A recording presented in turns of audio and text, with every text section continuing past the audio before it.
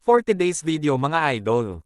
Bigla ko ngang naisip na gumawa ng burger steak since matagal-tagal na rin ako hindi nakakakain nito at medyo may kalayuan din si Jollibee. Kaya ako na mismo ang gumawa.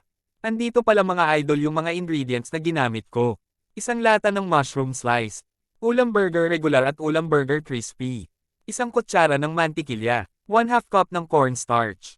Niluto ko muna mga idol yung patty na gagamitin ko mamaya. After ko maluto ang lahat ng patty senet aside ko muna ito. Dahil ang susunod ko naman gagawin ay ang gravy para sa sauce mamaya.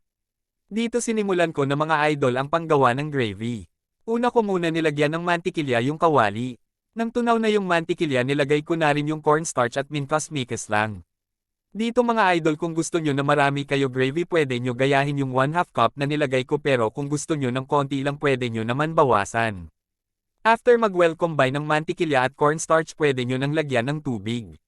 Dito mga idol dinamihan ko talaga yung paglagay ng tubig para dumami yung gravy. Konting mekes-mekes lang naglagay na ako ng paminta powder, isang lata ng sliced mushroom, isang kutsara ng misis mo, at ng seasoning powder. Hinalo-halo ko lang ito hanggang sa makuha ko yung tamang texture ng gravy. After ng ilang minuto nilagay ko na rin sa gravy yung mga patty na niluto ko kanina. Dito mga idol option nyo na kung ibubukod nyo ng serving ang patty pero sa case ko sinama ko na kasi pang ulam lang naman ang niluto ko. Mga idol hanggang dito na lang kung nagustuhan mo yung video ko pa like and share na lang at pa-follow na rin para lagi ka updated sa mga cooking videos na ginagawa ko. Salamat mga idol.